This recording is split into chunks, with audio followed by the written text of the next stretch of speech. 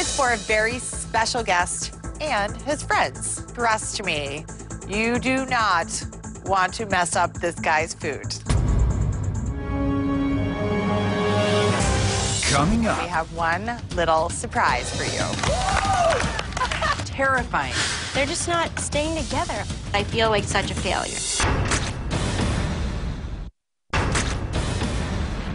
We are going to be throwing a game day party for a very special guest. Please welcome a serious cooking enthusiast, defensive tackle for the New York Jets, Kris Jenkins. Hey everyone, how's it going? Do I know who Kris Jenkins is? He's a 3-time Pro Bowler, 4-time AFC All-Pro. Kris Jenkins, you the man. So, Kris, I know that you like fine foods. You think you're a decent cook, huh? I think I'm a good cook.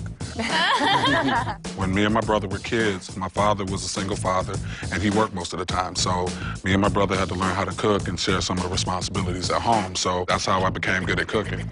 He's been in our shoes because he's had to teach himself how to cook, just like we're learning to cook. I'm looking to do a great game day party. We want to put some nice hors d'oeuvres together. Me and my wife have invited 30 guests. 30 people. Like, that's a lot of stuff. Like, that's kind of intimidating. It's actually very intimidating. So for this main dish challenge, we're going to teach you the basics of a potato pancake that is going to serve as a blank canvas. And then you guys need to come up with your own original topping for it. Last time we went to creativity, I ended up putting a pineapple sun on a stick, which didn't turn out very good for me. So I really, really, really have to win this. Okay, you step into my go. office.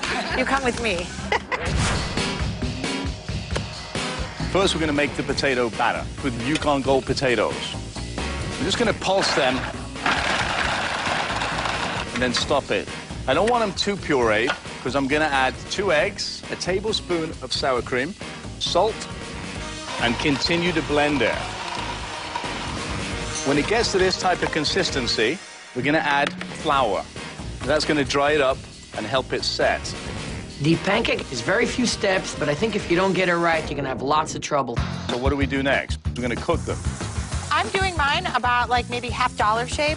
An hors d'oeuvre is supposed to be 1 bite, okay? When you get to golden brown, take them off, put them on a piece of paper towel, get all the extra oil off before you plate them. We're gonna go ahead, we're gonna make some cool toppings for our pancakes. We're each giving the recruits sort of examples and ideas of what are good toppings. So I'm demoing today a potato pancake with bacon, avocados, and on the bottom of the pancake, I'm putting a cheese fondue, and I'm putting a Tabasco creme fraiche on top.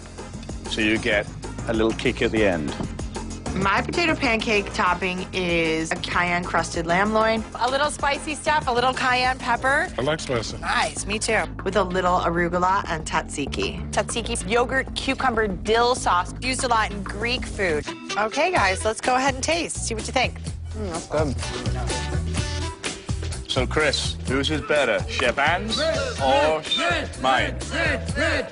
They were both equally fabulous.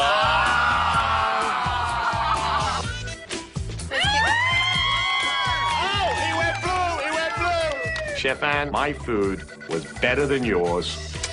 Thanks, Kris. So, guys, you will be required to make up your own topping for this, but you cannot copy ours. Look, don't let me down. I got guests coming, okay?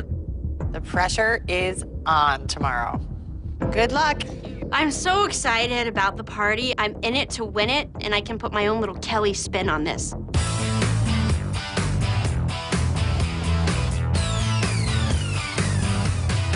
I feel as though this challenge is tailor-made for me. I'm a football fan. This is a football fan challenge. I'm gonna win.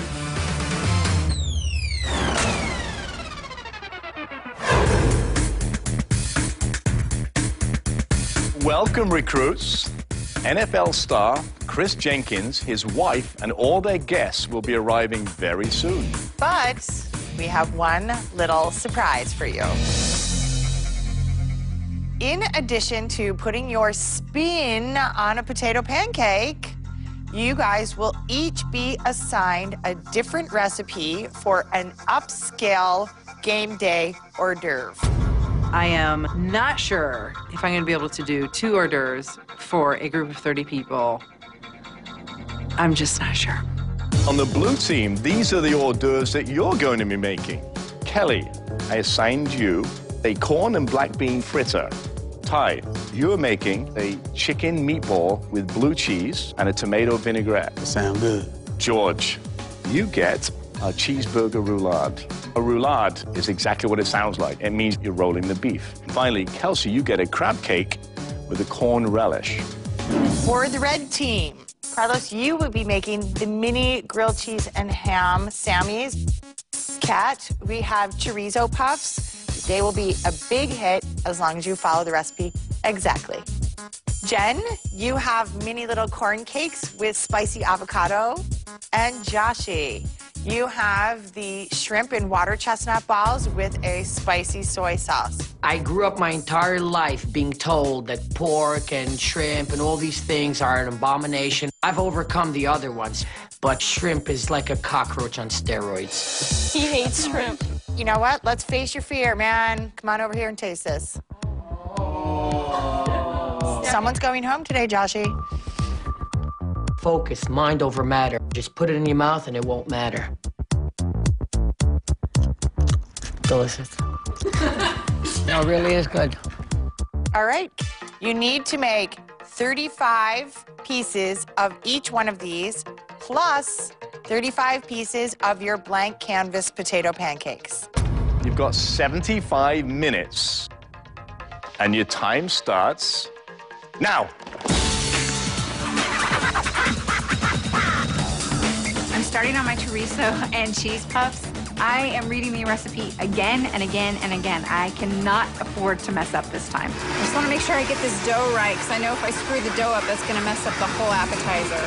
Hi, how's it going? What do you think? Is this the right way to do this, I Chef? think that looks fine. Okay. Just don't make them too close together. That's the only thing, okay? Okay, thank you, Chef Ann.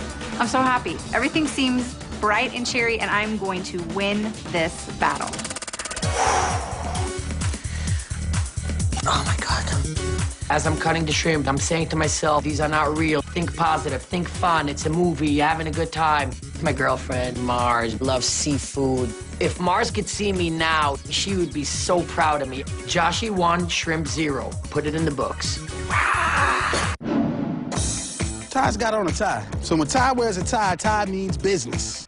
I feel like potato pancakes don't look very hard. Once I get the batter done, it's gonna take 5 minutes tops to make these 35 pancakes.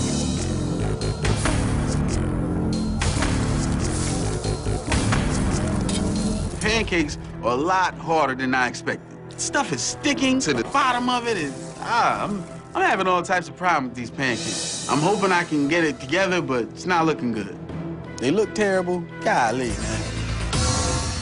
Coming up. Train wreck. I'm in pancake hell. Giving up is not an option.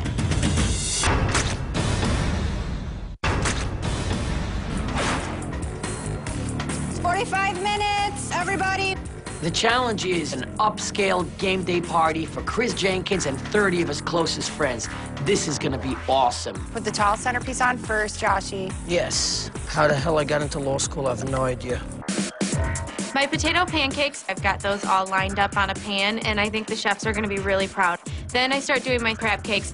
I'm thinking, oh, this is gonna be easy. They're rolling together really nice. Then once I put them in the pan, they all start to fall apart. Oh. They're all burning to the side. This is the worst case scenario. Stay composed, Kelsey. Just take your time, okay? All right, thank you. Chef Robert helps me calm myself down. I decide I need to get a new pan, and I start over.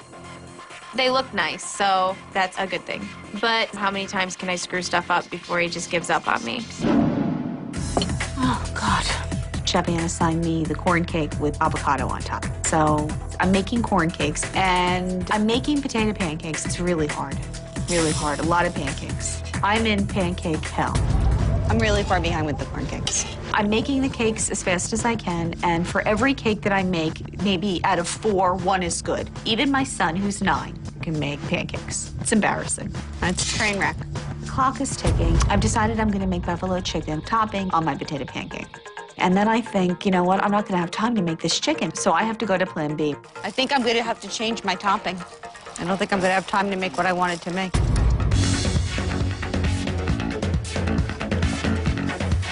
My hors d'oeuvre is the black bean taco fritter.